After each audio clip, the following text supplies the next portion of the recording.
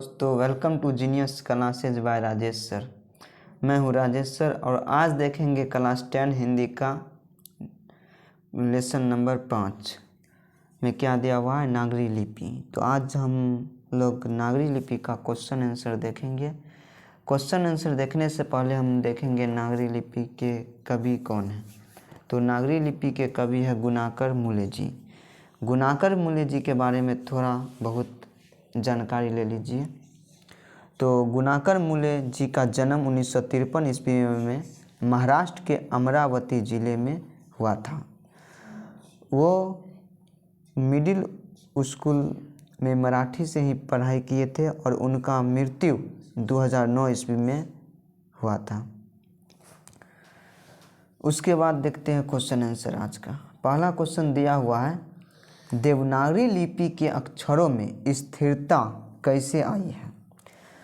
तो इसका आंसर देखिए, लगभग 2 सदी पहले देवनागरी लिपि के टाइप बने और इसमें पुस्तकें छपने लगी और इसके अक्षरों में स्थिरता आ गई। तो अब देखिए नेक्स्ट क्वेश्चन नंबर दूसरा, देवनागरी लिपि में कौन सी भाषा लिखी जाती थी। तो इसका आंसर देखिए, देवनागरी लिपि में हिंदी तथा इसकी विविध बोलियां लिखी गई हैं। इसके अलावे नेपाली व नेवाली भाषाएं भी इस लिपि में लिखी जाती हैं। मराठी भाषा की लिपि भी देवनागरी है। अब देखते हैं अगला क्वेश्चन नंबर 3, लेखक ने किन भारतीय लिपियों से देवनागरी का संबंध बताया। लेखक ने विभिन्न भारतीय लिपियों से देवनागरी लिपि का संबंध बताया। गुजराती लिपि देवनागरी लिपि से अधिक भिन्न नहीं है। बांग्ला लिपि दक्षिण की तमिल, मलयालम, तेलुगु, कन्नड़ आदि भी नागरी की तरह प्राचीन वाग्मी लिपि से ही विकसित हुए हैं।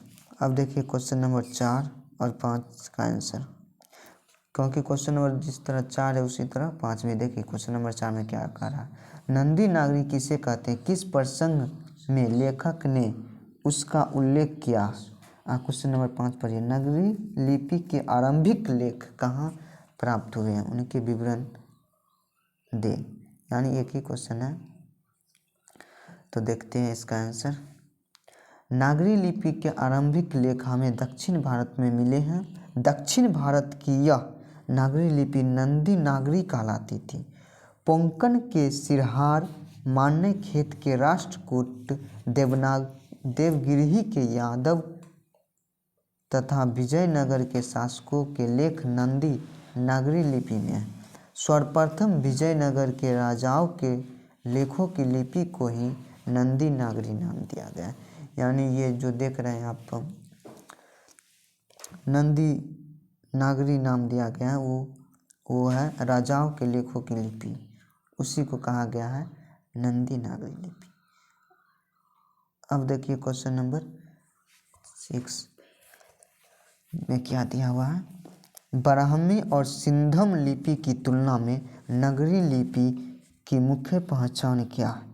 ब्राह्मी और सिंधम लिपि की तुलना में नागरी लिपि की मुख्य पहचान यह है कि इसके अक्षरों के सिरों पर पूरी लकीरें बन जाता है और यह सिरों रेखाएं उतनी ही लंबी रहती हैं जितनी कि अक्षरों की चौड़ाई होती है। समझ में आया? अगर समझ में आ रहा है तो वीडियो को ज़रूर लाइक, शेयर एंड कमेंट करें ताकि हमें भी खुशी मिले। अब देखते हैं नेक्स्ट क्वेश्चन नंबर कितना, तो 7। देखिए क्या दिया हुआ है क्वेश्चन नंबर 7 में, तो पढ़िए। वीडियो को रोक रोक के आप लिखते जाइए ताकि दोनों काम एक ही साथ होते जा रहा है। अब देखते हैं क्वेश्चन नंबर 7 में क्या दिया हुआ है। उत्तर भारत में किन शासकों के प्राचीन नागरी लेख प्राप्त होते हैं।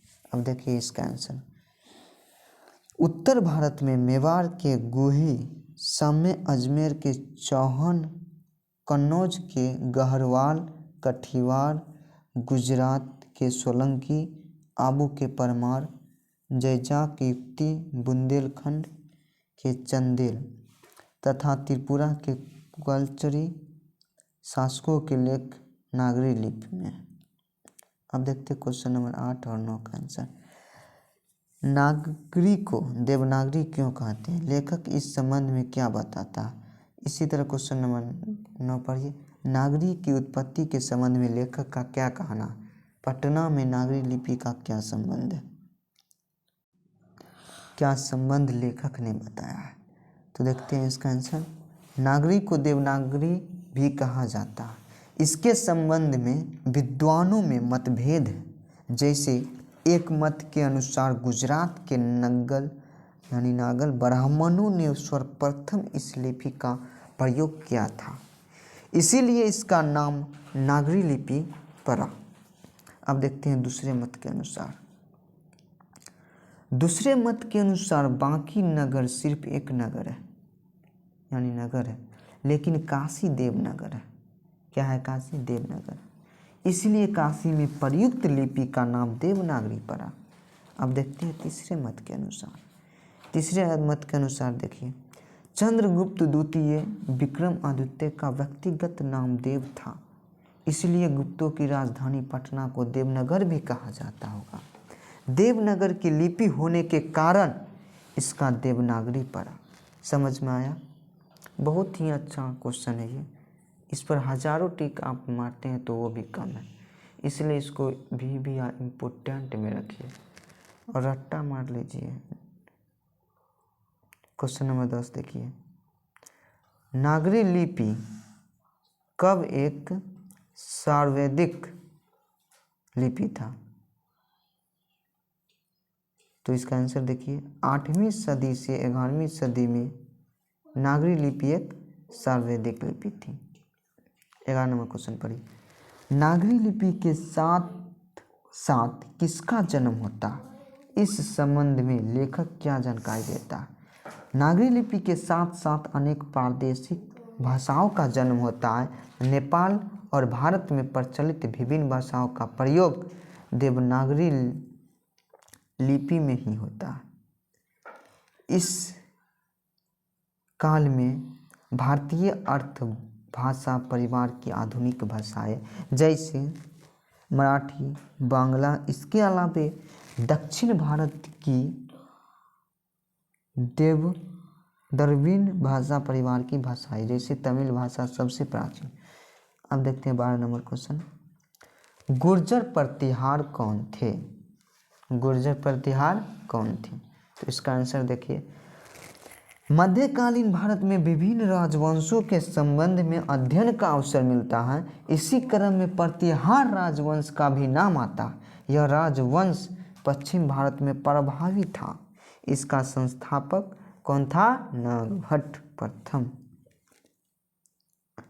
अब देखिए क्वेश्चन नंबर 13 और ये आज का लास्ट क्वेश्चन है। अभी तक शेयर नहीं किए हैं वीडियो को शेयर कीजिए और सब्सक्राइब नहीं किए हैं तो सब्सक्राइब कीजिए।